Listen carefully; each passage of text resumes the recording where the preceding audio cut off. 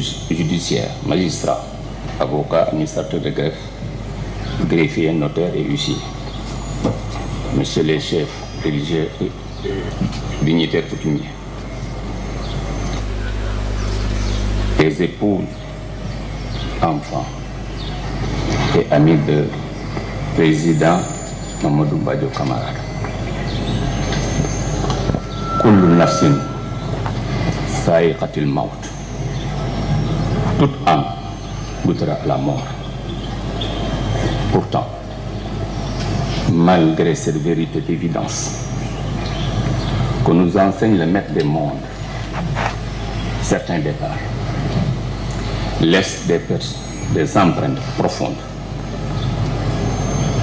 dans le cœur des hommes, tant la personne disparue aura marqué son époque et sa société. Le décès de M. Mamadou Badio Camara, c'est constitutionnel, et de cela. Aussi, de prières empreintes de tristesse et de recueillement, nous voilà réunis pour lui adresser un suprême adieu. Il nous laisse orphelins d'un intellectuel rigoureux et méthodique, d'un serviteur exemplaire de l'état de droit, d'un homme de principe, mais surtout d'un magistrat compétent et d'une exquise courtoisie. Son riche parcours professionnel lui a permis, loin de sa ville natale Pikine, de parcourir les territoires les plus reculés du pays pour s'imprégner des réalités socio-culturelles de ceux qu'il était appelé à servir à travers ses décisions. Ce parcours lui a également permis de connaître la réalité de toutes les fonctions qu'un magistrat est appelé à occuper, ce qui le prédisposait naturellement à assumer avec succès les hautes fonctions qui ont couronné sa riche carrière. Mamadou Badio Camara a, en effet, occupé tour à tour les fonctions de juge suppléant à la Cour d'appel de Dakar à compter du 26 juin 1980, de substitut du procureur de la République près le tribunal de première instance de Dakar le 27 juillet 1977 et près le tribunal de Diourbel le 24 juillet 1979. Nommé substitut du procureur près la Cour de répression de l'enrichissement illicite le 30 avril 1984, il deviendra procureur par intérim près le tribunal de deuxième classe de Kaolack le 11 septembre 1984 et procureur de la République par intérim près le tribunal régional de Kaolack pour compter du 1er novembre 1984 suivant le décret du 31 octobre 1984. Il accède à l'emploi du substitut de procureur de la République près le tribunal de première instance de Saint-Louis avec maintien à son poste d'affectation suivant le décret du 17 août 1988 et occupera par la suite la fonction de procureur de la République par intérim près le tribunal régional de première classe de Ziguinchor le 17 août 1989. Inscrit au tableau d'avancement des magistrats des cours et tribunaux pour l'année 1989, il sera affecté en qualité de procureur de la République adjoint pour le tribunal régional hors classe de Dakar le 13 août 1993.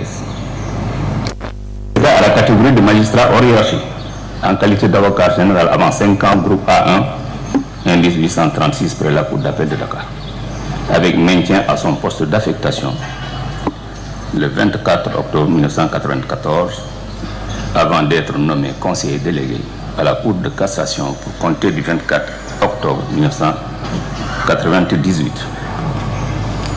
Accédant ainsi à la haute hiérarchie judiciaire, il occupera successivement les fonctions prestigieuses de secrétaire régional de la Cour de cassation, de procureur général près la Cour, avant de procureur général près la Cour d'appel de Saint-Louis, avec maintien à son poste d'affectation, de président de chambre à la Cour suprême, de secrétaire général de la Cour suprême, procureur général près la Cour, et premier président de la Cour. Reclassé en qualité de magistrat échelon unique groupe C1 indice 1097 pour compter du 2 mars 2020, il est admis à faire valoir ses droits à une pension de retraite pour compter du 2 mars 2020.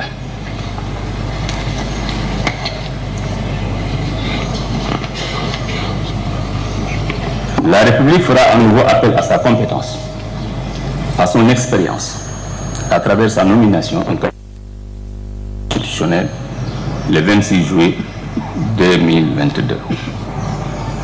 Nommé président du Conseil le 1er septembre 2022, il a su à ce poste avec discrétion, élégance, courtoisie, délicatesse, et loyauté et fermeté.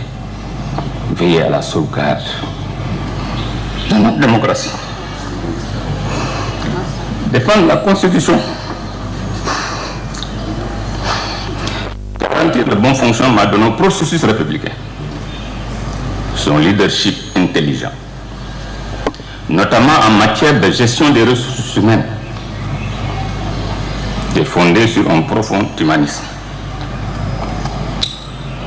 Toujours soucieux du bien-être de ses collaborateurs.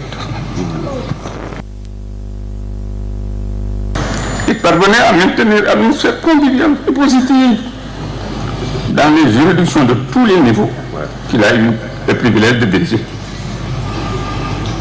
C'est qu'au-delà du magistrat d'exception, il y avait l'homme de culture, humble malgré ses hautes chartes et les succès éclatants qui ont salonné sa brillante carrière, attentif aux autres, profondément aimé dans son rapport au monde.